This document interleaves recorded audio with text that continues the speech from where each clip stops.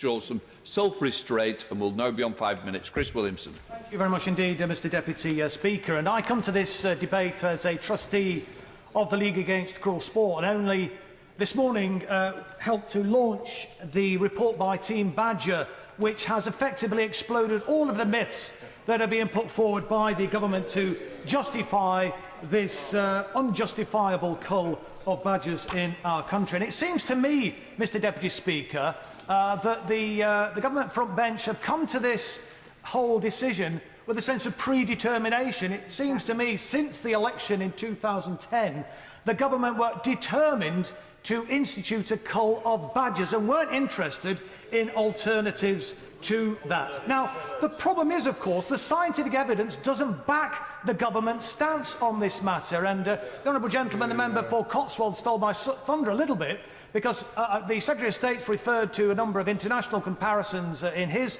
contribution at the beginning of this debate, and I was going to make the reference to the rabies situation in the continent of Europe. And it's very clear that continual culling of the fox population was singularly unsuccessful, and it was only when vaccination was tried that rabies has all been but eliminated from the mainland of the continent. Now, we've had a licensed vaccine for badgers since 2010 in this country, and I simply don't understand why the government is so reluctant to actually utilise it. Now, it has to be said that one of the reasons for the spread of bovine TB is bad and lazy husbandry in certain circumstances, and I think it's important we say that, because farmers do need to step up to the plate. And my honourable friend earlier on made the point that some farms in infected areas are TB-free. How are they managing to achieve that? So I think better standards of husbandry, improved biosecurity, reduced cattle movements would have a significant impact in actually reducing this scourge. Now, the honourable member for North Herefordshire nearly had me crying tears when he was somehow making the case that he was all worried about badgers dying in agony. One wonders whether he's a member of the Ministry of Truth. Concerned about badgers dying in agony, what does he think is going to happen to badgers who are shot by these marksmen? We know from veterinary expert opinion that they will die in agony. I think DEFRA itself has acknowledged badgers will be dying in agony as a result of the cull. So we won't hear any lectures at all from the member who's not in his place at the moment, I don't think, the member for North Herefordshire, somehow claiming that he was concerned about badger welfare, and DEFRA making the argument that somehow killing badgers is good for their welfare. I mean, what a ridiculous and ludicrous argument. I mean, you must think the British public are absolutely bonkers. But as I say, I will give way. I'm very grateful to the honourable member for giving way. The opposition have called the House here today for an Opposition Day debate. Edward Miliband and the Shadow front bench have proposed a motion. This House believes that Badger Cull should not go ahead. Full stop. This is the biggest animal health crisis in Britain. It's costing £1 billion, 28,000 cattle last year slaughtered, and the opposition have no policy, no alternative. Or do you have a feasible alternative you'd like to put forward? Didn't say it. Order. I have suggested very short interventions, and as people have only just come into the chamber, it would be better if they were there at the beginning if they're going to pass judgment on other people. Chris Williamson. Indeed, and if the honourable member had been in his place and listened to my right honourable friend, member for Wakefield, he would have heard her set out the alternatives. And there are alternatives, and that's the point that we're making. This government is actually taking the wrong course of action. And that's not just me saying that, a trustee of the League Against Cruel Sport. This is the scientific evidence. So let me just quote some of the scientific evidence to the House for the record. Lord Krebs, who chaired a review team which originated the idea of the RBCT, told the Today programme on the 12th of October last year, this is what he said: the scientific case is as clear as it can be. This cull is not the answer to TB in cattle. I have not found any scientists who are experts in population biology or the distribution of infectious disease in wildlife who think that culling is a good idea. Yeah. People seem to have cherry-picked certain results to try and get the argument they want. And Lord Robert May, a former government chief scientist and president of the Royal Society, has said, It's very clear to me that the government's policy does not make sense, and he added, I have no sympathy for the decision. They are transmuting evidence-based policy into policy-based evidence.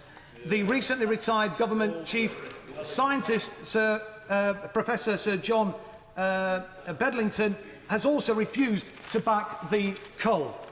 And if I could also refer, if I may, Mr Deputy Speaker, to a letter that was published in the Observer last year on Sunday the 14th of October. Over 30 scientists, including Professor John Bourne, the former chairman of the ISG, Professor Sir Patrick Bateson, President of the Zoological Society of London, Professor Sir John Lawton, former Chief Executive of the Natural Environment Research Council, Dr Chris Cheeseman, formerly of the Food and Environment Research Agency, Professor Dennis Mollison, former independent scientific auditor to the RBCT, and Professor Richard Koch, Royal Veterinary College, wrote that the complexities of TB transmission mean that licensed culling risks increasing cattle TB rather than reducing it. The letter ends, culling badgers as planned is very unlikely to contribute to TB eradication. The government is taking the wrong course of action.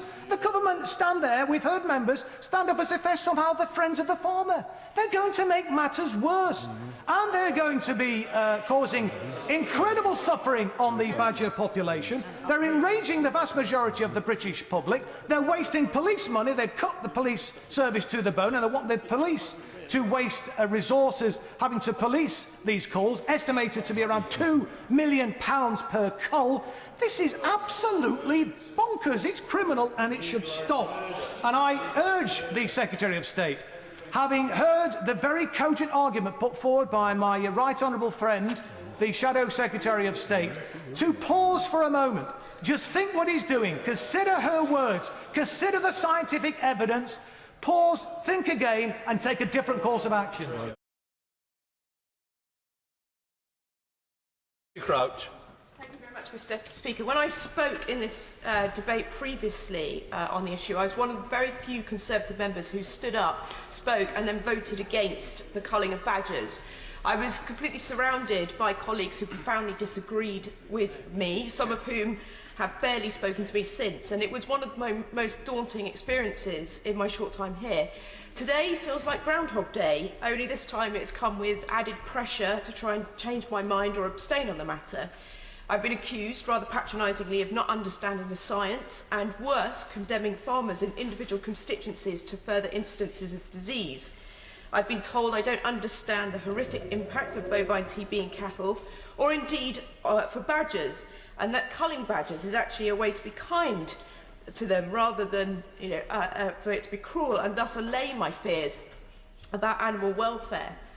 But let me be clear, I have enormous sympathy for the farmers who are affected by BTB, not simply because of the clear financial cost of farms, but also the way it impacts on farmers' lives and their livelihoods, and often, as other colleagues have stated, their mental health of farmers. I've listened already to colleagues recount stories from their own constituencies, and it is dreadful, truly horrible. But I do understand the science, and the indiscriminate culling of badgers will not, in my mind, stop bovine TB from occurring in the future.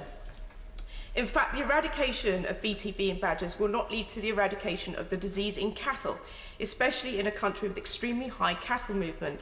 Cattle-to-cattle transmission would continue, as already demonstrated in low-incident areas such as Kent, where the evidence shows that this type of transmission accounts for 80% or more of cases.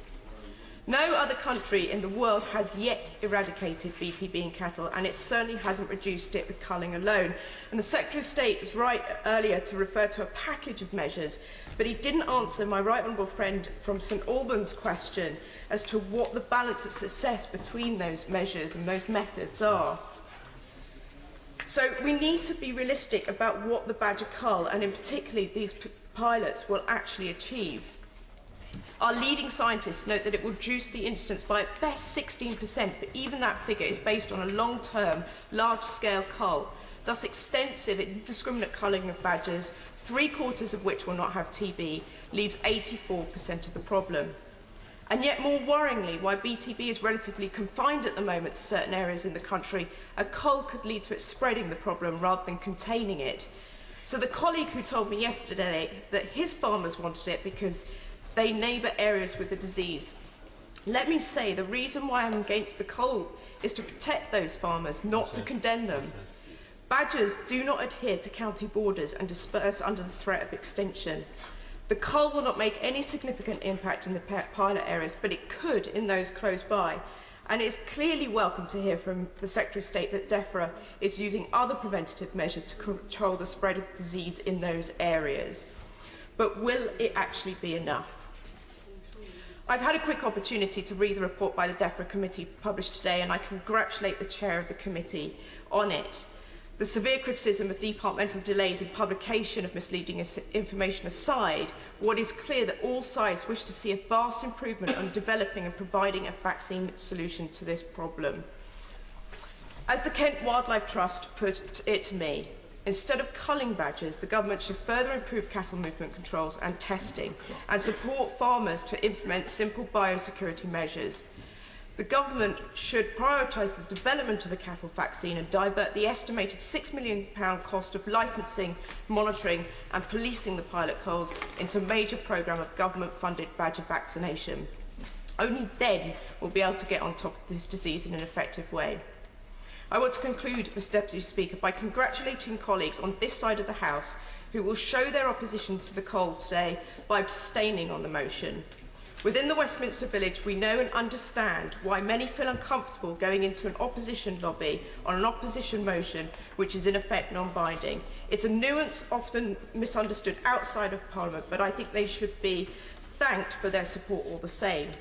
I, however, will not be abstaining, and although it will probably make little difference in the great scheme of things, I want my voting record to show that I'm against this barbaric, indiscriminate and ill-thought-through cull, and I would prefer to see a science-led, welfare-orientated response to the control and reduction of bovine TB, one that protects both cattle and badgers from this nasty disease.